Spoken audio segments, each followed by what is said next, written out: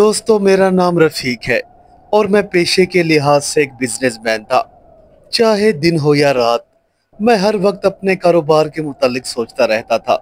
शब व रोज इसी मेहनत की वजह से मैं पिछले 2 महीनों से मुसलसल डिप्रेशन का शिकार हो रहा था। जब मुझे दवाइयों से भी आराम ना आया तो डॉक्टरों ने मेरी तबीयत को देखते हुए किसी पुरफिजा मकाम पर वक्त गुजारने को कहा। लिहाजा मैं 1 माह के लिए मरी चला गया। मेरा इरादा था कि होटल की बजाय मैं किसी घर का इंतखाब करूं, और इत्तेफाक से मुझे एक छोटा बंगला नुमा घर भी मिल गया। मैं बहुत खुश था कि चंद दिन सुकून से गुजारूंगा। पढ़ने को ढेर सारी किताबें और अपना ज़रूरी सामान मैं पहले ही अपने साथ ले आया था। मेरा इरादा था कि मैं यहाँ 1 माह क़याम करूंगा, लेकिन कैसे 2 माह गुजर गए, मुझे वक्त गुजरने का एहसास ही नहीं हुआ। सच कहूँ तो मेरा यहाँ पर दिल लग गया था, क्योंकि काशिफ जो इस छोटे से बंगले का मालिक था, उससे मेरी मानूसियत बढ़ती जा रही थी। उसकी मासूम हरकतें और भोलेपन से मेरा दिल यहाँ लगा हुआ था। कभी कभी काशिफ की बातें सुनकर मैं खुद को एक बच्चा तस्वुर करने लगता। शायद मेरी कोई औलाद न थी, इसी वजह से काशिफ मुझे अपने बेटे की तरह लगने लगा। वो मेरा ख्याल इस तरह से रखता कि जैसे मेरा हकीकी बेटा हो।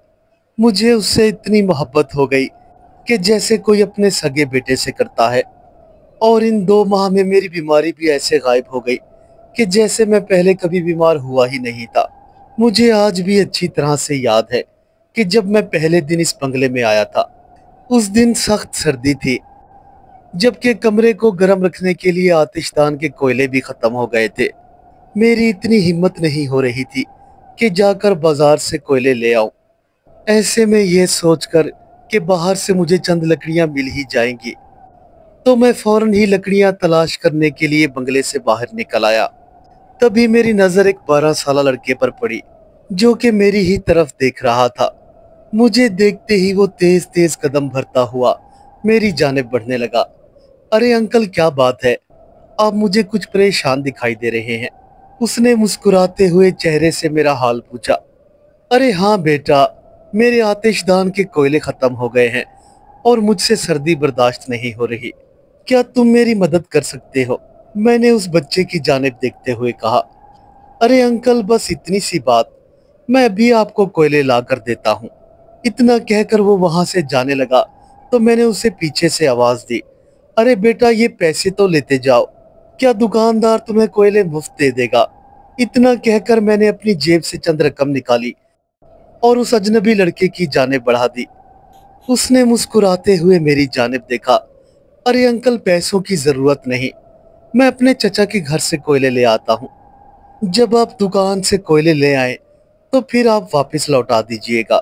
चलो ठीक है, जैसे तुम्हारी मर्जी। इतना कहकर मैं अपने कमरे में वापस आ गया। अभी मुझे चंद ही मिनट हुए थे कि वो बच्चा कोयले ले आया और उनको खुद ही आतिशदान में डालने लगा। मैं ये तो नहीं जानता था कि वो बच्चा कौन था, लेकिन था बहुत ही मुअद्दब। मगर मुझे ये मालूम नहीं था कि इस बच्चे से मेरी इतनी मोहब्बत और वाबस्तगी बढ़ जाएगी। बहुत शुक्रिया बेटा, लगता है तुम्हारा घर नजदीक है, जब ही तो तुम 5 मिनट के अंदर ही कोयले ले आए। मैंने मुस्कुराते हुए उस बच्चे की जानिब देखा। हाँ अंकल, मैं यहाँ नजदीक ही रहता हूँ, अपने चचा कमरदीन के साथ। ओ हाँ, याद आया, जिस दिन मैं इस बंगले में रिहाइश के लिए आया तो साथ वाले घर के बाहर नेम प्लेट पड़ी थी। अच्छा, तो वो तुम्हारे चचा का घर है। लेकिन बेटा, तुम अपने चचा के पास क्यों रहते हो? मैंने उसके सर पर हाथ रखते हुए सवाल किया।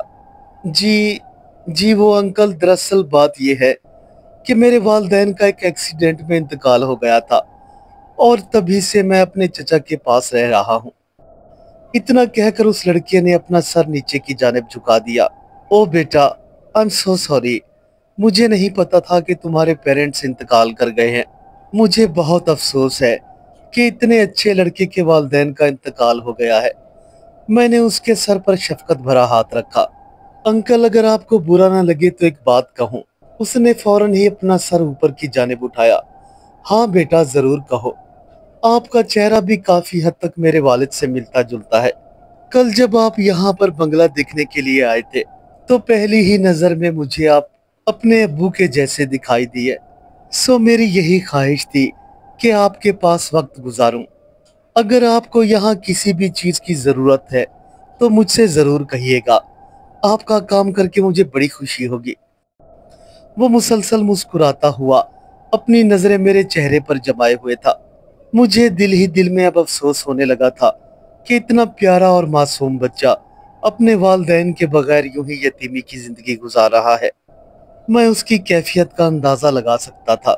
शायद मेरे अंदर उसे अपने बाप की सूरत दिखाई दे रही थी। अरे बेटा, तुमने अपना नाम नहीं बताया। मैं अभी उससे कुछ और भी कहना चाहता था कि वो बेख्तियार बोल पड़ा। अंकल, मेरा नाम काशिफ है। वो बड़े ही उतावले लहजे में बोला। ठीक है काशिफ बेटा, मुझे जब भी किसी चीज की जरूरत पड़ेगी तो मैं तुम्हें बुला लूंगा। बस उसी दिन के बाद काशिफ ने पूरे 2 माह तक मेरा ख्याल रखा, जैसे कोई सगा बेटा अपने बाप का ख्याल रखता हो। मैंने कई बार उसे रकम देना चाही, मगर उसने लेने से इनकार कर दिया, बकौल उसके कि वो मेरी खिदमत पैसों के लालच में नहीं बल्कि अपना सगा बाप समझकर करता है। मैंने आज उसे सख्ती से ताकीद की थी कि वो कल सुबह जल्दी आ जाए, क्योंकि यहाँ आए हुए मुझे 2 महीने बीत चुके थे और मैंने कल वापस घर जाना था। मेरे जाने की खबर सुन के वो थोड़ा अफसुर्दा हो गया, मगर मैं भी क्या करता।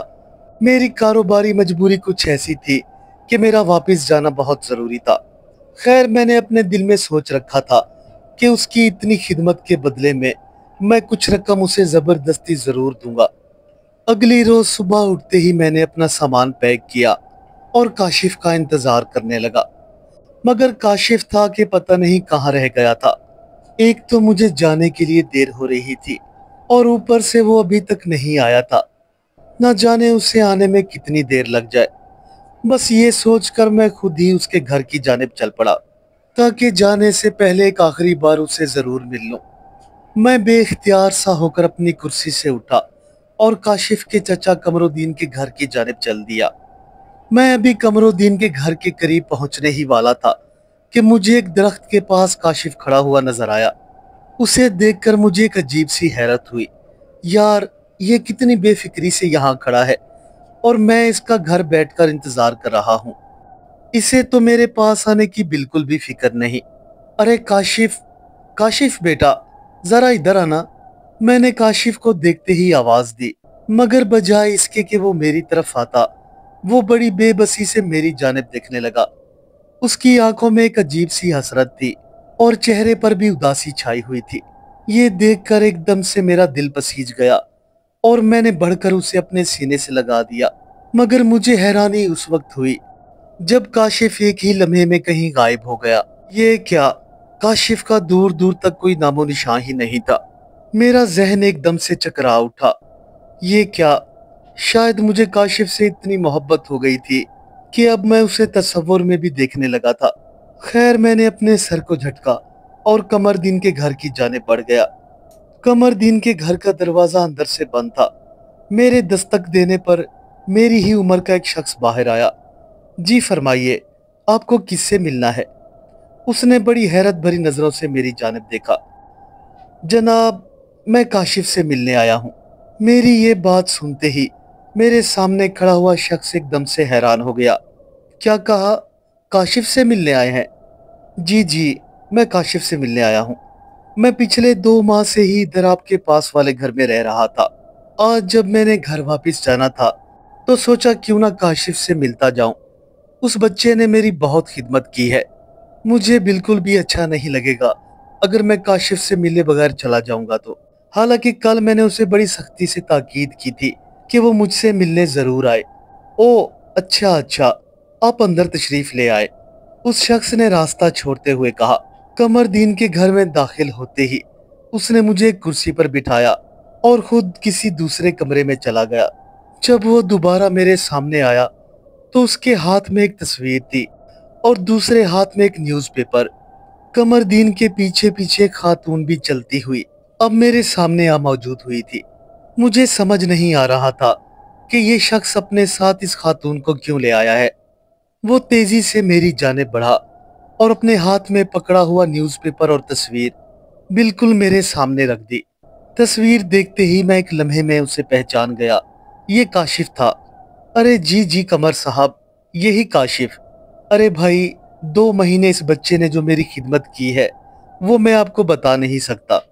आप क्या समझते हैं कि मैं उसे पहचान नहीं पाऊंगा? मैंने एक नज़र तस्वीर पर डाली और एक कमरदीन साहब के चेहरे पर, मगर वो थे कि अब तक खामोश।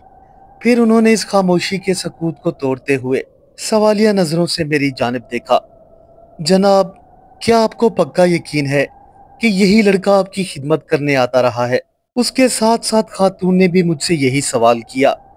अरे हाँ भाई हाँ, यही आता रहा है।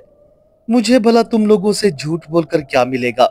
मुझे अब उन लोगों पर शक होने लगा था कि कहीं ये लोग मुझे किसी चक्कर में ही ना फंसा डाले।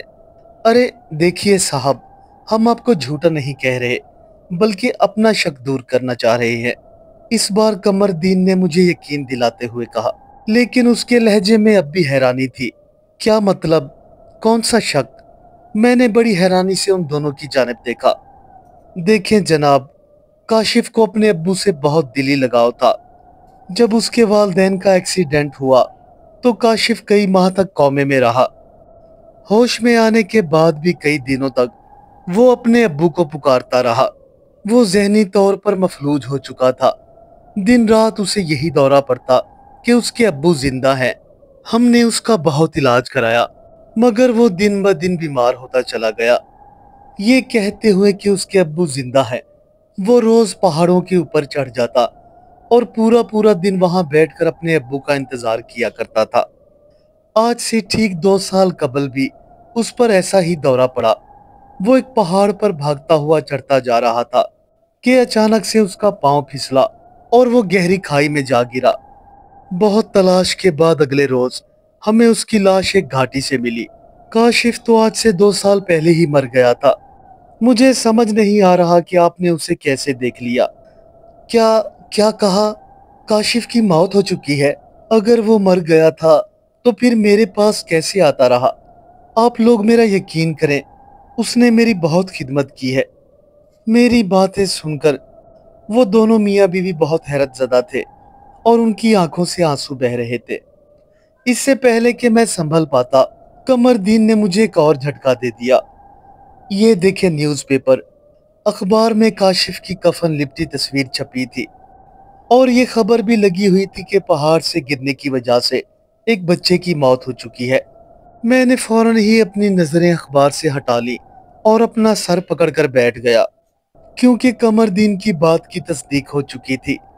काशिफ आज से 2 साल पहले ही मर चुका था। उस वक्त जो मेरी कैफियत थी वो बताने से कासिर है। जब मैं घर वापस जाने के लिए ट्रेन में बैठा तो मानो मुझे किसी चीज का होश ही नहीं था। क्या कोई बच्चा अपने माँ बाप से इतनी मोहब्बत कर सकता है? या फिर उसकी रूह मरने के बाद भी अभी तक बेचैन कैसे हो सकती है? और मेरी शक्ल उसके बाप से कैसे मिलती है? इन सारे सवालों ने मुझे पागल कर दिया था, मगर ना तो मेरे पास और ना ही किसी और के पास इन सवालों का जवाब था। जो भी हुआ, शायद इसमें खुदा की कोई बेहतरी होगी। लेकिन जब भी मुझे काशिफ की याद आती है तो मेरी अक्ल दंग रह जाती है। ये एक ऐसा मुअम्मा था जिसे इंसानी सोच हल करने से कासिर है। क्या मेरे इन सवालों का जवाब आप दे सकते हैं? मुझे कमेंट्स में अपनी राय से ज़रूर आगाह कीजिएगा और काशिफ के लिए भी दुआ कीजिएगा कि अल्लाह उसकी रूह को चैन दे। आमीन। उम्मीद करता हूँ मेरे दोस्तों को आज की कहानी पसंद आई होगी।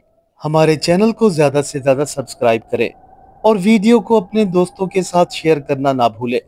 मिलते हैं कल एक नई कहानी के साथ। तब तक के लिए अल्लाह हाफिज।